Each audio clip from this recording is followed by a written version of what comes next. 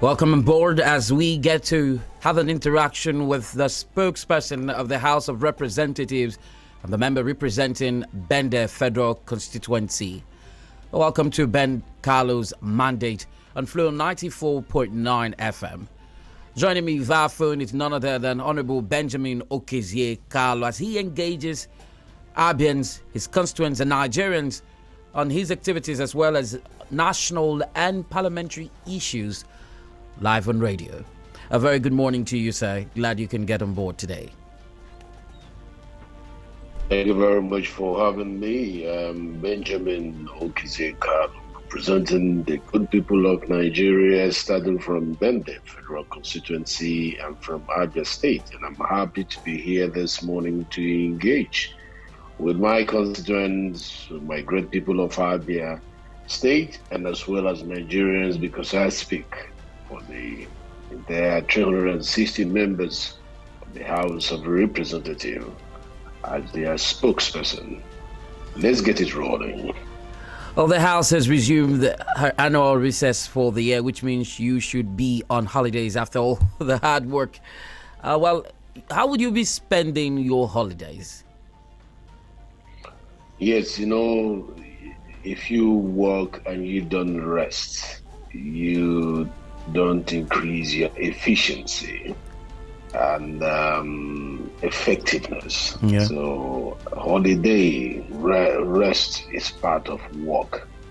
So we've been running from pillar to post to get the affairs of the country into the shape it's supposed to be. Some we succeeded, some we have not succeeded. But we need to rest, to get more ideas, to relax with our families, and then launch back. This is the last lap of the tenure.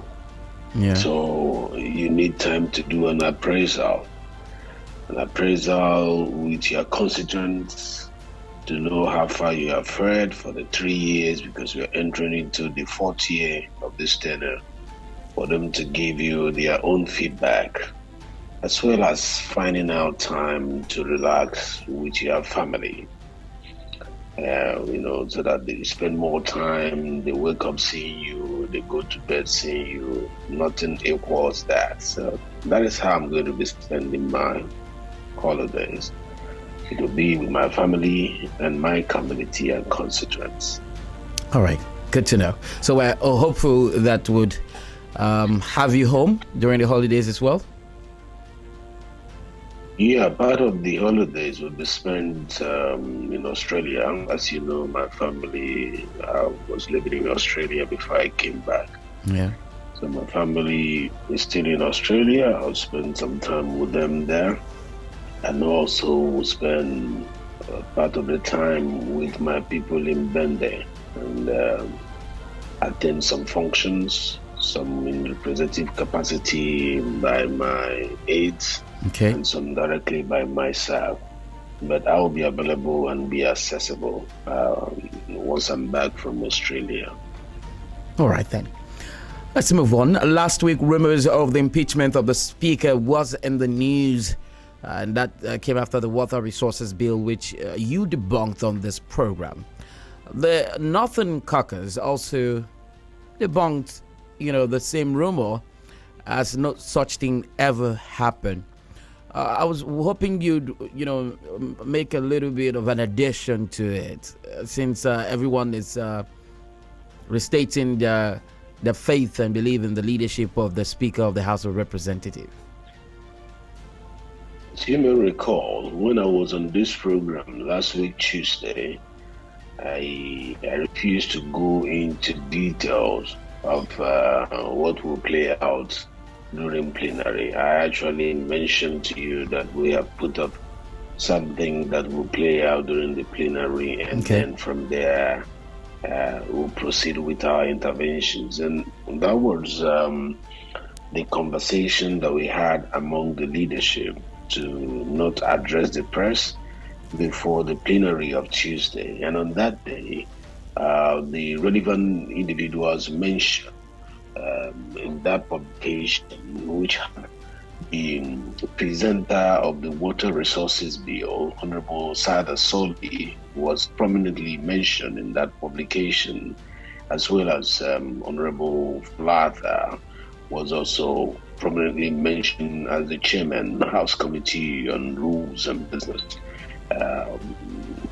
House Water Resources Committee was accused of persistently pushing for the matter to pass through the House, and also the Committee on Rules and Business was accused that it was going to allow it come for the aim, and that the Northern Caucus have agreed that if it doesn't pass through, they will impeach the Speaker. So it was on that we now asked them to come and address the Parliament. Okay. On personal explanation and privileges as the rules of the House permit. And both Honorable Flatter stood up and said, you cannot list any bill through the back door. There is an outline process to do that. So people should jettison that particular insinuation that is based on fake news they should throw it to the trash can. It never happened. And then the gentleman who was presenting the bill on behalf of the executive, because the point must be made that that bill is an executive bill. It's not Honorable other Solis bill. He was only mandated to present it because of his position as the chairman of the House Committee on Water Resources. So he stood up to say he never made any persistent effort to ensure that this passes through. Now, another gentleman who was a key person in the whole scheme of things, that is the chairman of the Northern Caucus, Honorable Sakin Ada, was now asked to be given opportunity to also explain that on behalf of the Northern Caucus of the House, nothing like that took place, because they never met, they never agreed on. And actually, it is ridiculous for one to think that for a particular bill to pass through the House, that the Speaker has a hand in it. It is the majority that will always decide on how the bill goes. It is not just by the gavel of Mr. Speaker, and it will be questionable if the gavel is not rightfully used. And to link the Speaker to the bill, whether passage or non-passage, was an explanation or publication based on ignorance, because it is not connected to the Speaker at all. And at that time, the Speaker was not even sitting. He had already proceeded on his recess, because we were supposed to have gone on recess Thursday of last week, before the one that just passed now, the upper week. So he had already proceeded on leadership training. So linking him to the bill was baseless. So it was based on that I now took the majority leader of the House, Adoduwa, also the minority leader of the House, Honorable Ngudiye Lumelu, and the Northern Caucus chairman, the presenter of the bill, the chairman of the Committee on Rules and Business, and all other members of the Parliament. I took them to the press. I said, okay, now you have said it in the Parliament during plenary. I want you to address Nigerians now. And with the support of the Speaker, all of them were there, Deputy Speaker, they were all there to explain to Nigerians that nothing like that happened. And I must commend the Deputy Speaker also, who was sitting, on behalf of the Speaker, his interventions and his, uprightness in, explaining to people that nothing like this. There's no basis to even think of that, because the Speaker Honorable has been doing so well. Honorable, much to do about the Water Resources Bill. I mean, a lot of people have been tweeting and commenting on something they really even do not know the basis. In a few seconds, is it possible for you to just break down what the Water Resources Bill is about? As told you, I will not be leading my debate on the Water Resources Bill on boxes of radios and the stations television, screens. It's not yet time for me to do because of my prominent position in the House. If I do that ahead of the debate, it means that I've taken SARS. And as the man who speaks for the House, it is better for the debate to be laid, and I will be participating in that debate. It was on the basis of that I have shared the soft copy of the resources bill among my constituents. I've distributed it on most of the platforms that had to do with my constituents that I represent. I also, in fact, about a couple of days ago, yesterday, I sent to the Speaker of the House of Assembly in Abia, Right Honorable Chinedu Orji, for his House members to also have a review. And if they have any input, to pass it through me or any other legislator that will be speaking on behalf of their people there when the matter comes up. So that is what representation is all about.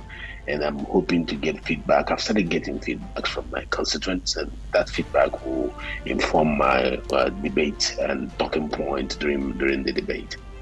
All right, so let's talk about the speakers a little bit more. He's in Harvard. You had mentioned last week that he's undergoing a leadership program in Harvard. But some Nigerians took to social media were not very comfortable with the fact that, the Academic Staff Union of Universities were on strike or had gone on strike, and the speaker, a photo of him surfaced online, and he was in Harvard. I mean, how do you react to this?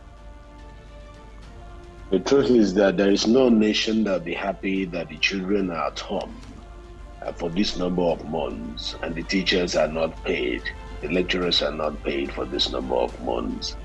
Nobody will be happy if you say you are a good leader. And we are not happy about it. And that is why the speaker had made a huge intervention on this ASU issue severally. If you go through your archives, you find out various interventions made by the speaker and the House on this ASU. And one thing Nigerians need to know, that the power of the executive over the resolutions of the House, we cannot execute that. We can only, by the mandate of separation of power, do that which legislative intervention allows us to do. But when it comes to implementation, it is the duty of the executive to handle, and our ball passes to their court when we move a resolution reflecting the mindset of Nigerians like you and I on a particular issue. And I must confess that the mindset of Nigerians, which is the mindset of the parliament, is that the ASU strike should stop and their demands should be met. That is the position that we have always taken. That is what we have tried to fight for. But there is a limit that we can go at the House. We will not go and box the executive, but we have a tool that we will use. The budget is coming up in September, and we will query why the education sector is suffering the way they are suffering, the embarrassment to the nation, and what is in their budget that speaks to that resolution. If there is nothing in that budget that addresses this particular embarrassment in the education sector, we will raise questions. We will also ask them to explain to us on the budget performance that they have handled in the previous year and how the interests of the lecturers and the students were captured in the performance of their budget. And if those gaps exist, then they have a lot to answer to the parliament by the time we see it. So this is going to be in a couple of months. In September, we'll start looking at the budget, and that is going to be like next month, September, October, we'll start looking at the budget. So we're going to use the power of the pause to make sure that certain things are taken care of before we lose grip of national cohesion and unity, because this is a fundamental sector of our economy. The students and the lecturers, we cannot toy with them. But now, having said that, the speaker has the right to use his recess the way he wants to use it. And just like I was in summer school 2 or 3 weeks ago, I attended two universities, University of Groningen in Netherlands, and I also attended John Coburg University in Italy. And these summer schools are to build up your leadership capacity for the journey ahead. You cannot arrive and occupy a position and you don't learn while on the job. To learn while on the job is to help you deliver efficiency and effectiveness in the role that you play. Yes, it is Harvard today. Tomorrow the training might be in Lagos Business School. Next tomorrow it might be in UNN.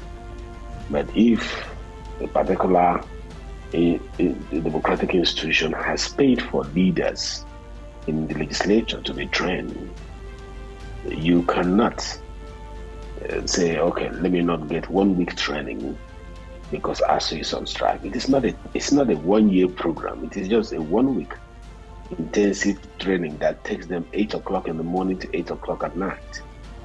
And that is to prepare him.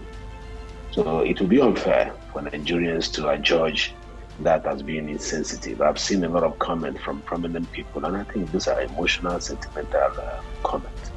Because if we critically analyze, if he was in this country for that 1 week, the truth remains that it is still the executive that will implement whatever we resolve.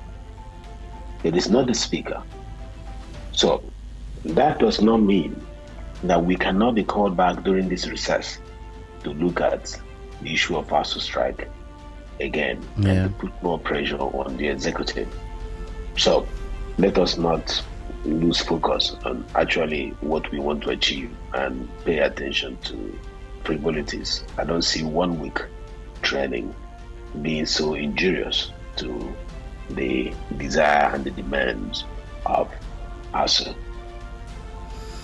Well, I want to link it with, what's been happening in the House of Assembly and, of course, in the House of Representatives, the upper chambers. There's been talks about impeaching the president, and the Minority Caucus resolved to impeach Mr. President. If I had to also juxtapose this with the statement you made earlier on as regards members of the House of Representatives not being able to box the executive, but to monitor, and you said you have a tool to monitor this. Has it come to that point where there's a resolve to impeach the president? I have avoided this comment from many commenting on this issue, when approached by so many media houses. But I'm going to speak now because this one has to do with my constituents, giving you questions that you are now asking me. And I have to honor them with an answer. Okay.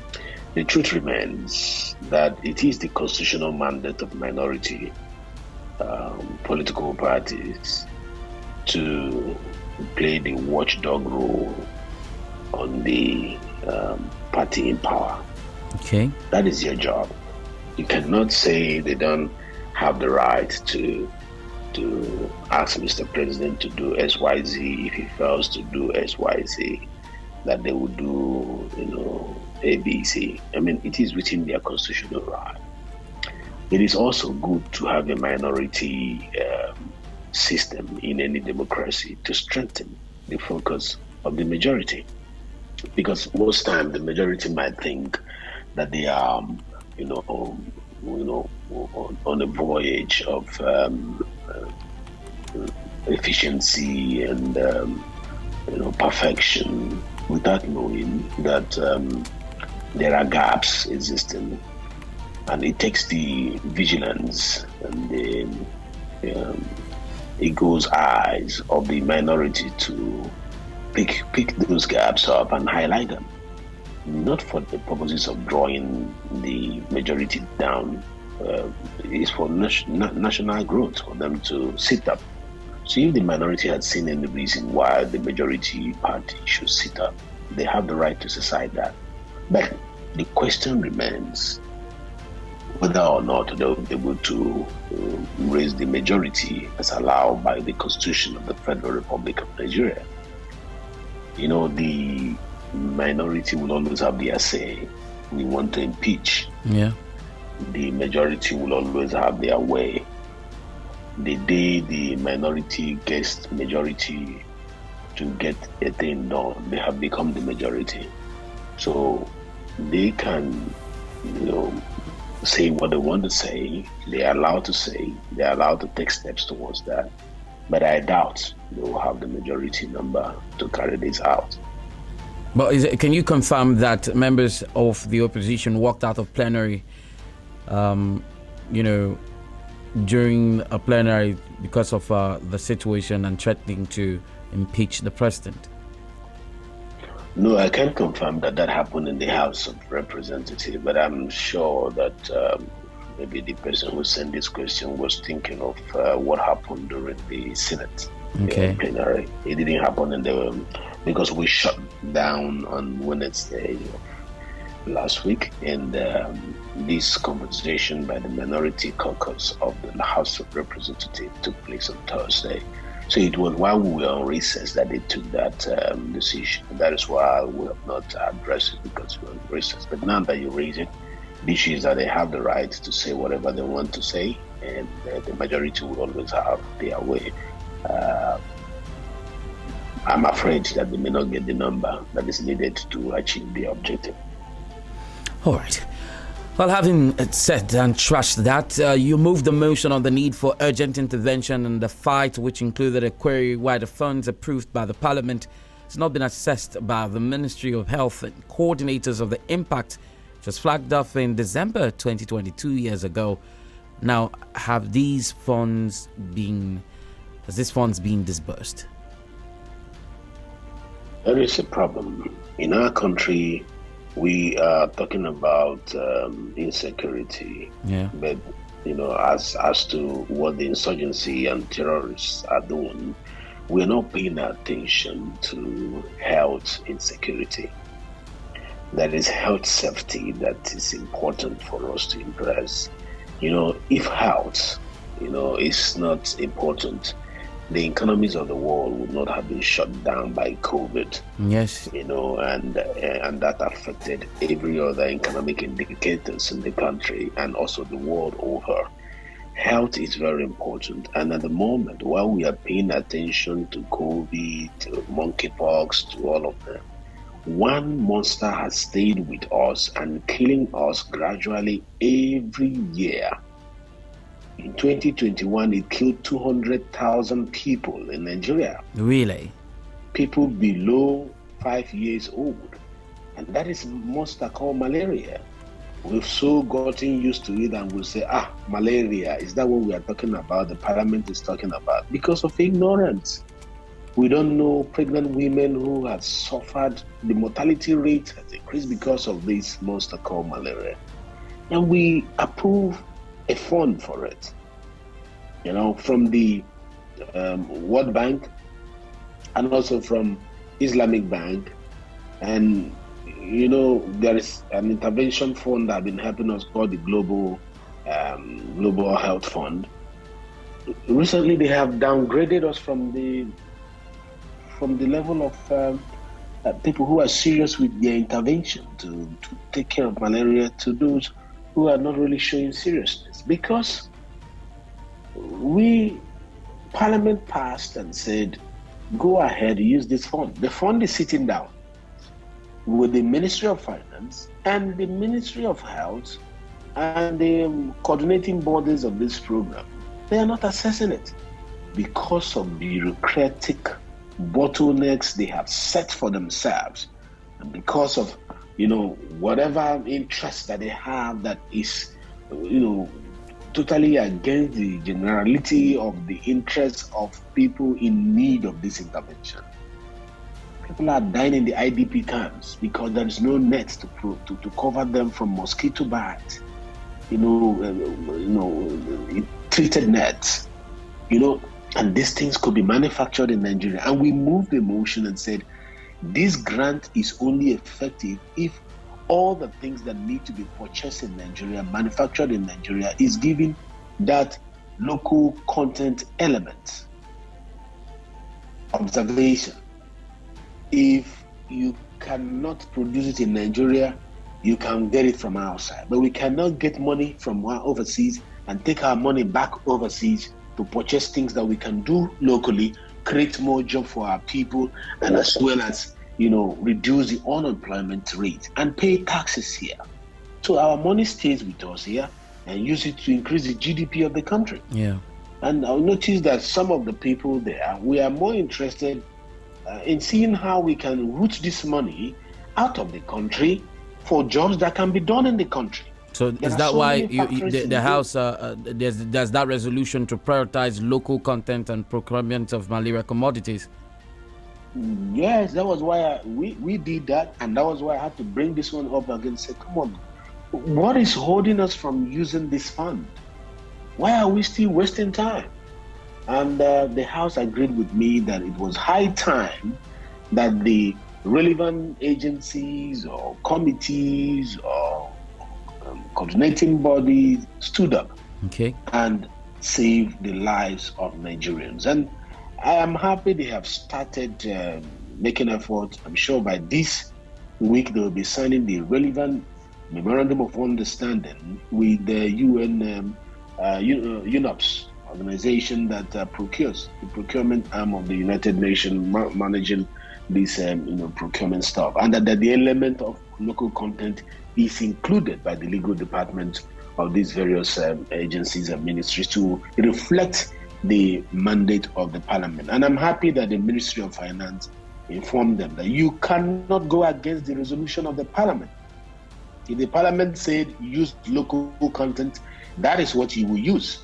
So some people who were, sneaking around to make sure that they, overturn the position of the parliament on local content, the Ministry of Finance told them, no, you can't do it. You have to buy from Nigeria if those things are. And like net, we have a company that is producing net in the country and approved by the WHO and approved by NAFDAC.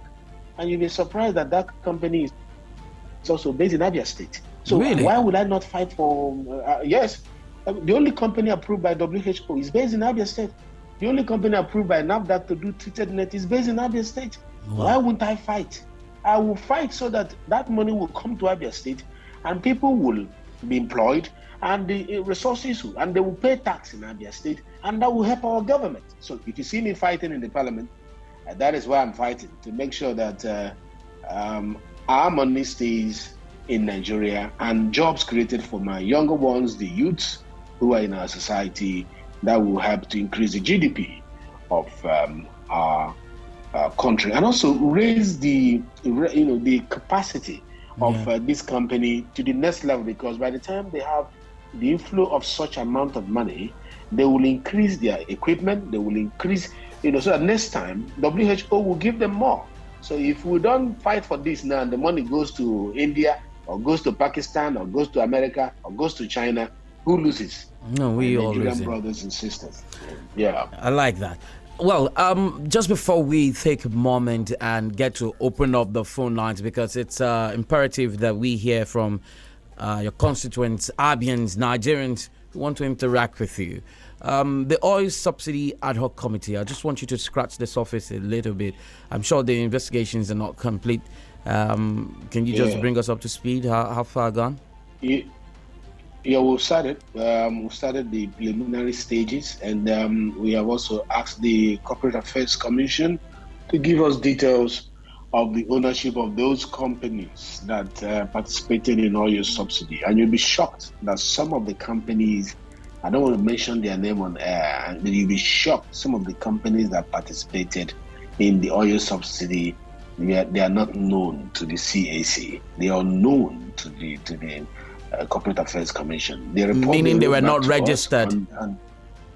Meaning that they are known to the Corporate Affairs Commission. So I don't know how they went about it. So that is because the first leg is to establish the identity of the owners and those behind it, because in law we call it lifting the corporate veil When you leave the corporate veil, it will reveal those who are the hands behind the company. And we are trying to do that, and we are shocked with what we are getting. Okay, that is just by the way. We had an engagement. The last engagement we had was with the Navy. Okay. And we were asking Navy to let us know how many vessels brought in brought in refined products into the country, PMS, and how many vessels left the country with crude oil.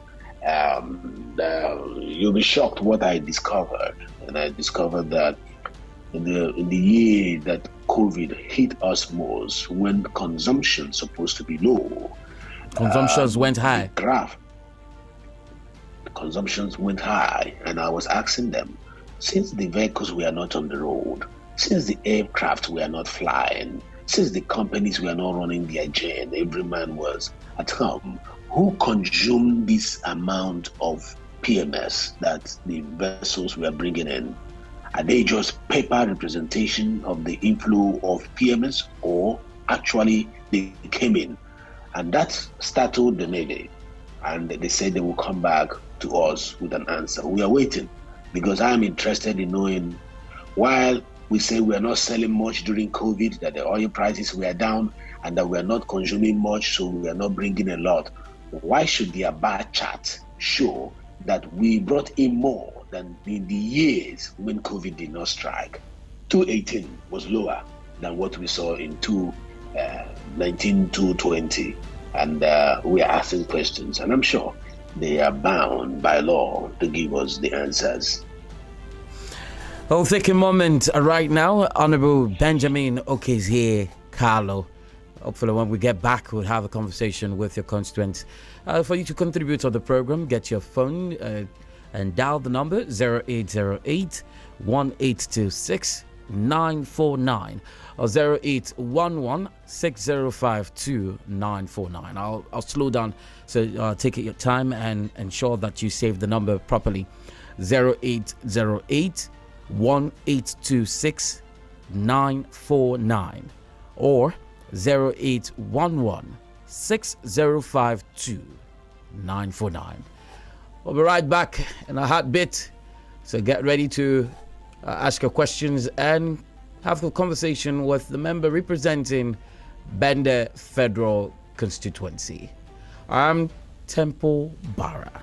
Glad to know you're still tuned in to Ben Carlo's Mandate, a program that affords you the opportunity to interact with a spokesperson of the House of Representatives and the member representing Bende Federal Constituency.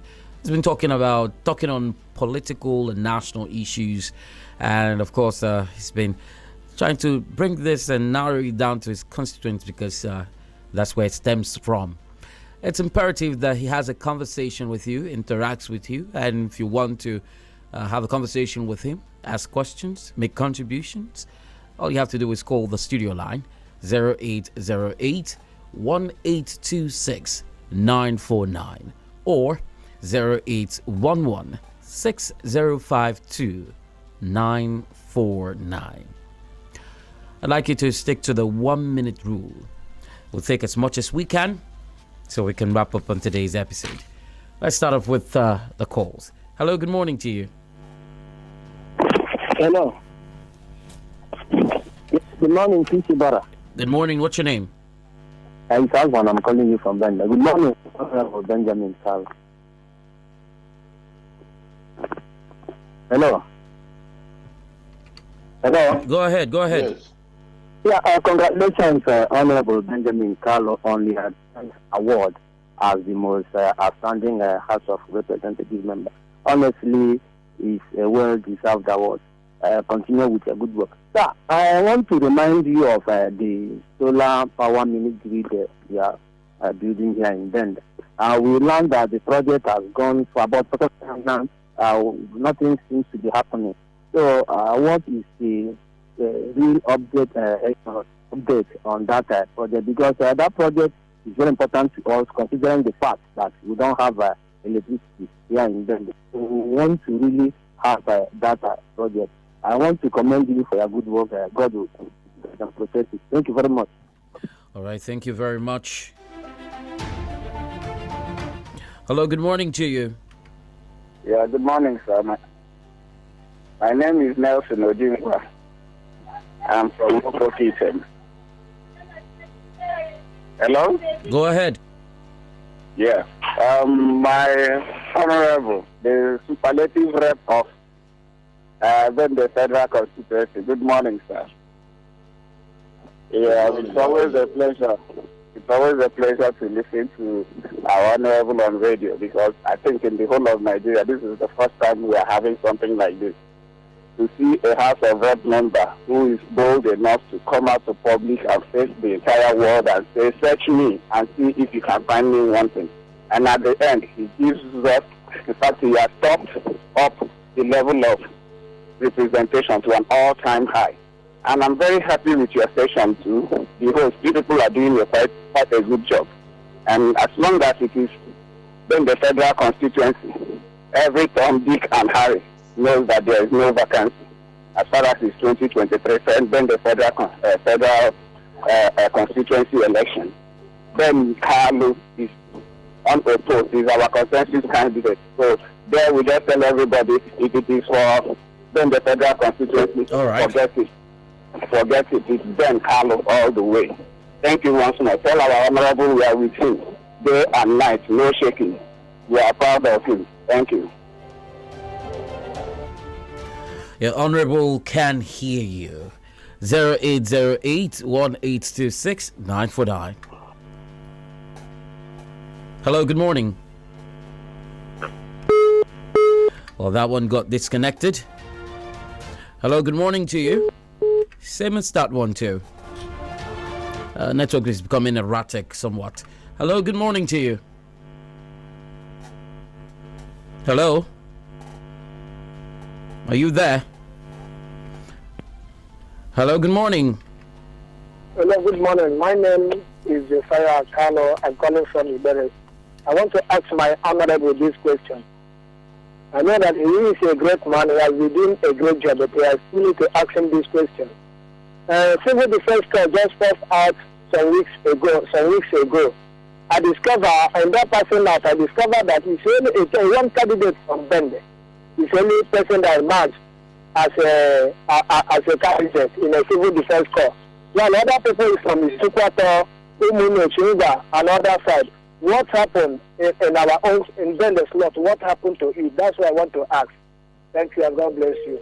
All right, thank you very much, Josiah Carlo, for question. Honorable is taking note of them. Hello, good morning to you. Hello. Yes, good morning.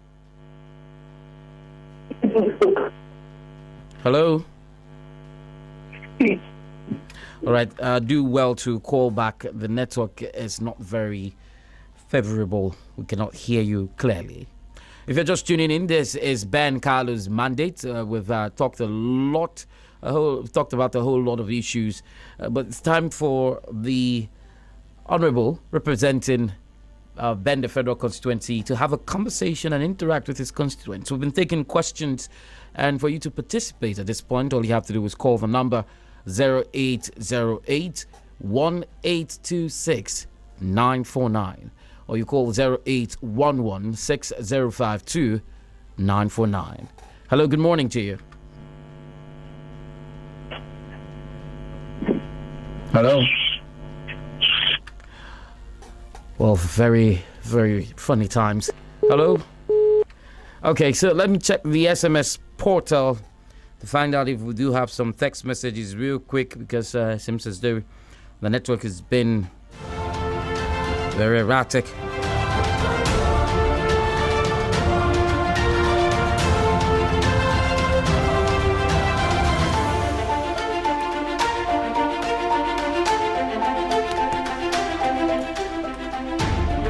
Hello, good morning to you. I've taken one more call. Hello, good morning. Hello. Hello, good morning. Good morning. Please, can you turn down the volume on your radio? Yeah, good morning, my brother. Good morning. Your name and you go ahead.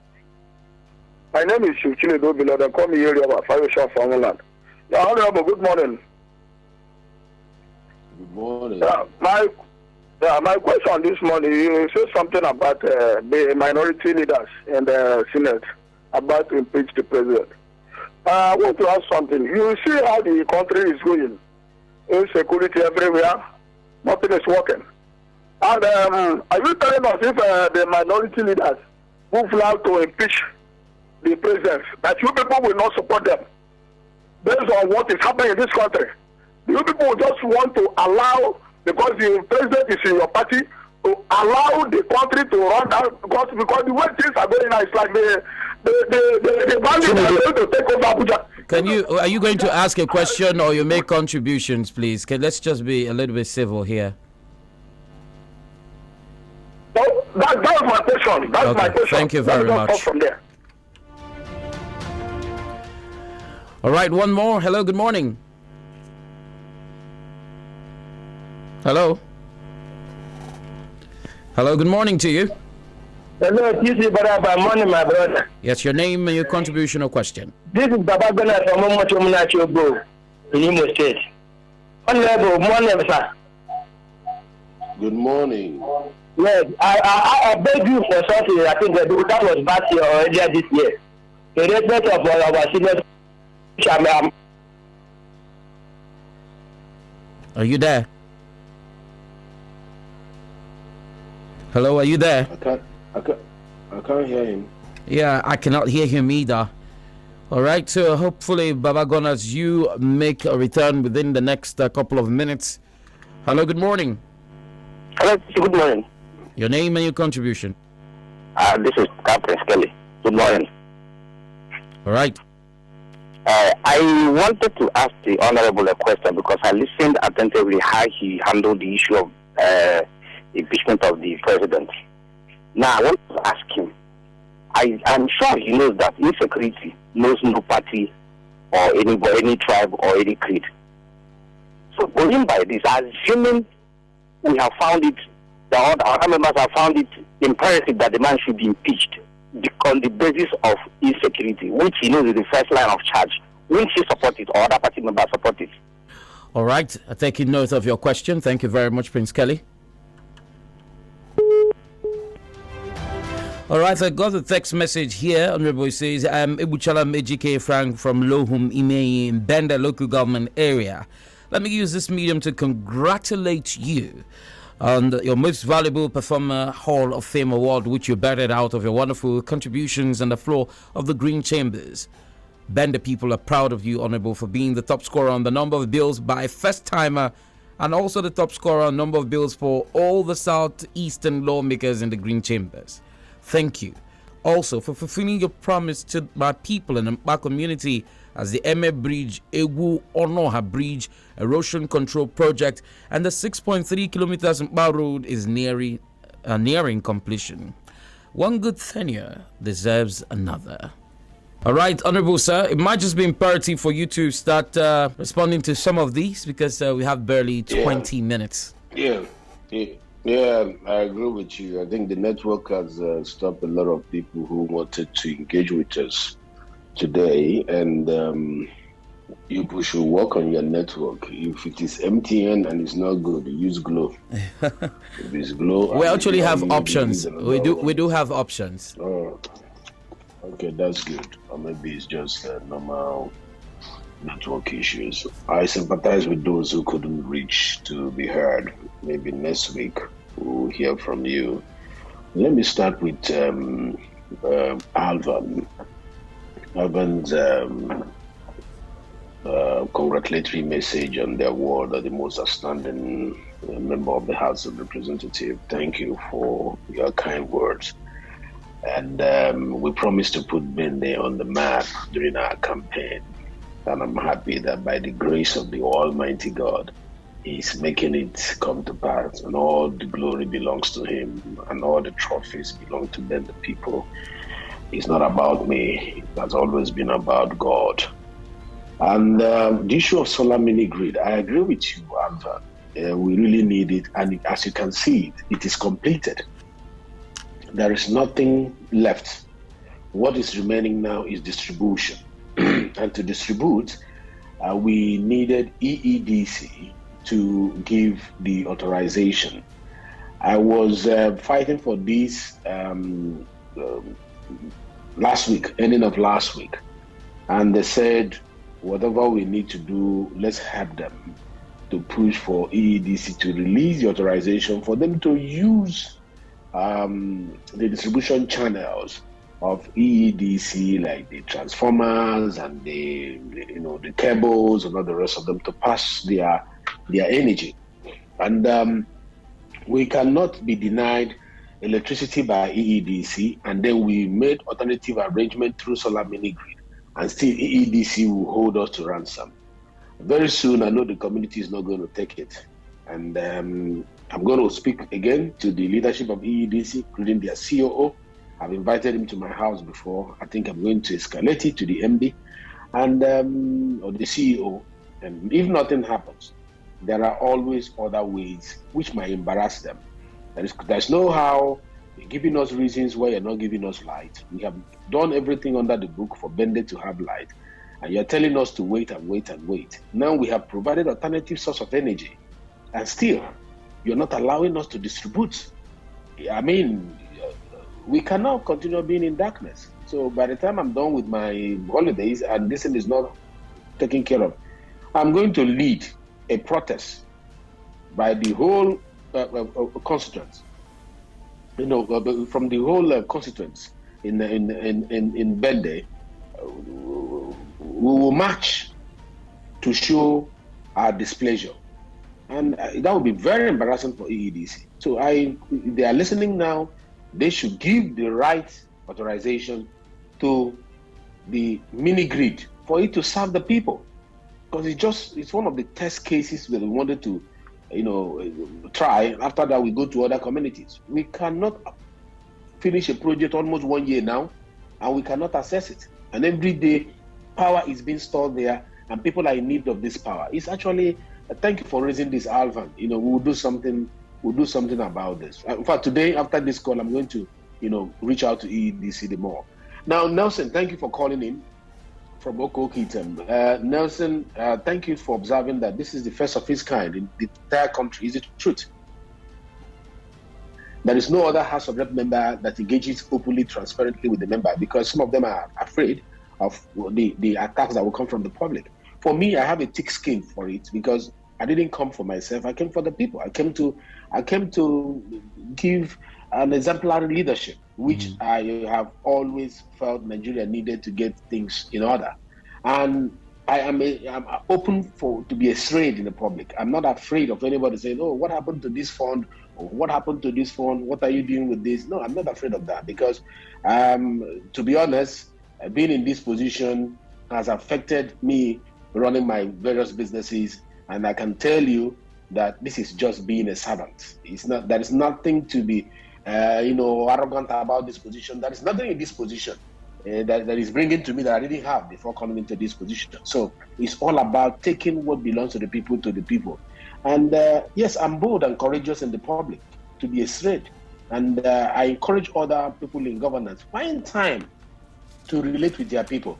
It's not everything they say that will be palatable. Some will accuse you, some will attack you. Take it in as an appraiser to make things better. It doesn't mean that if they attack you, they hate you. It means that there are areas you need to work, improve on. Josiah, from Ibere, on the issue of civil defense, I was focusing on the police, and you can see the number of people that we got into the police recently. The one of civil defense, I didn't get a lot of people who were showing interest then, but they still have another employment coming up. So those who are interested in civil defense, they should also let us know, so that we'll start pushing and lobbying ahead of time. A lot of people want this position. So just imagine it. If Bende got the highest in the entire state in police, it will be unfair for Bende to get the highest also in civil defense. It's not proper. There are other parts of the state, so they should also score some point there, so that we'll have a balance. Okay. It's not about ego trip and to be praised all the time. No, let's balance it around the state, because the government is for everybody. Then Chinedu that called in and was saying a minority leader to impeach. It's not the minority leader. It was the Senate. It's not the House of Rep. Senate walked out because, and then made a statement, and then the minority caucus of the House met after we have gone on our recess. If we come back from our recess and they have a strong reason why they want to do that, and it takes lobbying. The more they lobby people to come on board their own objective, the more people will support them in majority to get it to pass through. But until then, it is only the minority having their say and the majority, like I said before, having their way. And I think also another person mentioned something like that about Prince Kelly. Impeachment of Mr. President. Yeah, Prince Kelly on insecurity. You see, like I always say, it is a work of lobbying. If you present your case before the members of the parliament and you go beyond your minority caucus and begin to reach out to the majority and convince them, why not if not? But I can tell you it's not as easy as it is just stated. I feel, Honorable, I feel people just want to know your sentiments. People want to feel, where you're tilted towards. And because of your position, like you've mentioned, as a spokesperson of the House, you wouldn't want to make an emphatic statement. Let it not sound like I'm speaking for you in this stead, but no. But that is a fact. That is professionalism that is involved in the role that I play. I occupy a very sensitive role. Everything I say here, you might think is only Flow FM. A lot of journalists are listening to this program, and any statement I make here will make a headline tomorrow. You can see that they used my name to sell newspapers. Recently, somebody threw a debt on me, and it was on every newspaper, and they made millions just on the name of Benjamin Kalu. So if Benjamin Kalu makes any statement here, you might be thinking it's a statement from one Ben, the village boy. It's not. We are no longer that village boy that his comment doesn't have weight. My comment has a lot of weight. Sometimes I'm being asked not to speak. Sometimes I'm asked to, just ignore. Because anything I speak becomes the position of the House. Because in the plenary, during plenary, the speaker holds the gavel, and whatever he says is the position of the House. But once we shut down plenary and we are outside the chamber, everything I say is the position of the House. That the speaker had to even get my opinion before addressing anything on such issue. So I will not take any position that has not been presented formally before the House. If minority caucus met and they had a view, it's their view. If they present that view before the House, then it will become a House entire matter to discuss. And my personal opinion will be expressed on how I vote. And my voting will be determined by my people, the people, because I'll consult them. And I have not done that on this issue. So to get my personal opinion now will be a very difficult thing to do. So finally, I want to thank AGK for also calling in and congratulating me on the award, as well as the work we're doing. But you need to go to Mba now. Anybody who has been in doubt should go to Mba. We started August of last year or thereabout, and people thought it was just mere campaign. If you go to Mpana, you will see the evidence of the dividends of democracy that people have been stealing before now, putting in their pocket, which I have refused to steal, which have refused to corner the contractors and have a cut into my pocket. If we keep doing that, Bende will not develop, Apia will not develop. What you are seeing there is the exemplary leadership that I came down from overseas to give. And it's going to go around the entire Bende. Today it's Mba. Tomorrow it will be Item. Next tomorrow it will be another place. Actually, Item is the next call by the grace of God to do something that is also loud as Mba, because they gave the highest vote. And they also need areas of intervention. You see, by the time we do this, year in, year out, tenor after tenor, what stops us from developing? But it's because people don't pay attention to the needs of our people and also sacrifice their own comfort to be able to achieve the greater good of the people. That is why we have not been experiencing what we ought to experience with the dividends of democracy. People in Mpana believe more in democracy. People in Bend, they believe more in democracy. And that is why they will queue around Benjamin Okezie Kalu as a person in the coming election. Thank you. You can come with any political party you want, but you see in the next election, my people are going to be identifying with the man who has wiped their tears when they cried and looked for help. Thank you very much, Honorable Benjamin Okezie Carlo. I think those are your last words on this program, and thank you for affording us the opportunity to have an interaction with you. Well, urging our listeners to look forward to next week's episode at 10:30 a.m. Until then, thank you. Bye for now. Thank you very much. But if I'm around next week, I'll take on this. If not, so I think you should go to the streets and also get the opinion of people and bring in some people from Bendel to interview them and hear what they have to say. Because during holidays, my wife and my children may not allow me to always be on the phone just like we have done today. But if they allow me, I will always peep in once in a while. But I will always be tuning in to listen to your work. Thank you, Bara. Thank you very much. And I look forward to hearing from my people again. God bless you. Bye for now.